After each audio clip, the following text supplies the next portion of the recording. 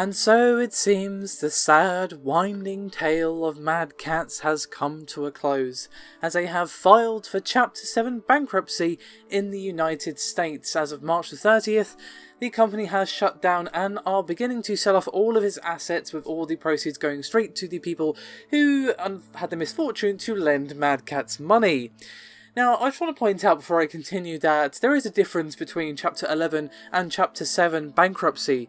Chapter 7 basically means that Mad Catz have no intention of reorganising. They are instead filing for liquidation and vacating its board of directors and offices, basically meaning rip in pieces Mad Catz.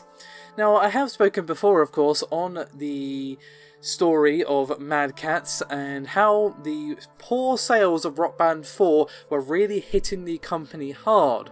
Now, they hedged their bets back in late 2015 by signing a co-publishing deal and of course designing the instruments for the game, and basically they placed all of their chips on the Rock Band 4 Square and basically said to its investors that they needed the game in order to stabilise and succeed. And of course Rock Band 4 failed to really do anything of interest. It didn't sell all that well at all. The peripheral sold really poorly, and of course Mad Catz felt the burn more than anybody, well, as well as, of course, the guys who developed it, but they felt the burn pretty damn hard, and they posted huge losses in the quarter after the release of Rock Band 4. And now, of course, back in February of last year, we had the resignation of both the CEO and chairman of Mad Catz, as well as 37% of employees being laid off. Now, they also tried to increase the shareholder value, but obviously these efforts failed and stock prices continued to plummet, and the company was even at risk of being actually removed from the stock exchange in New York. And basically, these were all singing out the tolls of doom and despair, and the board of directors voted unsurprisingly to cease operations following these failed attempts to get themselves out of some deep, deep water. Now, basically, this ending is not surprising. I kind of saw this coming when I reported the deep water they'd gotten themselves into after the whole Rock Band 4 debacle.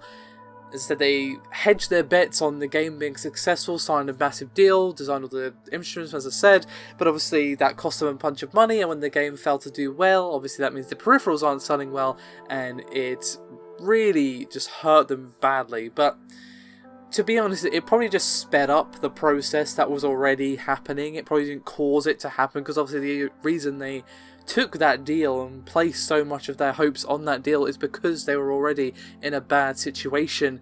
So maybe they would have lasted a bit longer if they hadn't have done that. Maybe they wouldn't have.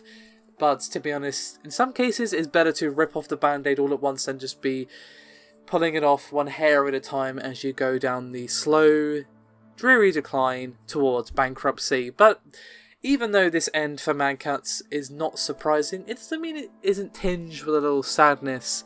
They have made controllers and all sorts of other products since 1989, which is pretty crazy.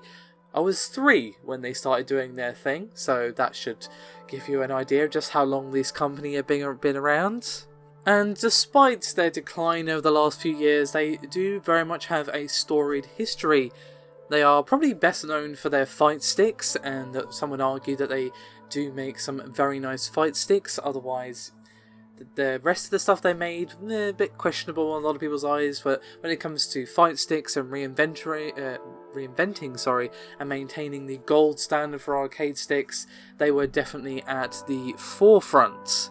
It seemed no fighting game tournament or something like that was complete without a mention of, hey, we're bringing this special edition Mad Catz controller for this new game, yada yada yada.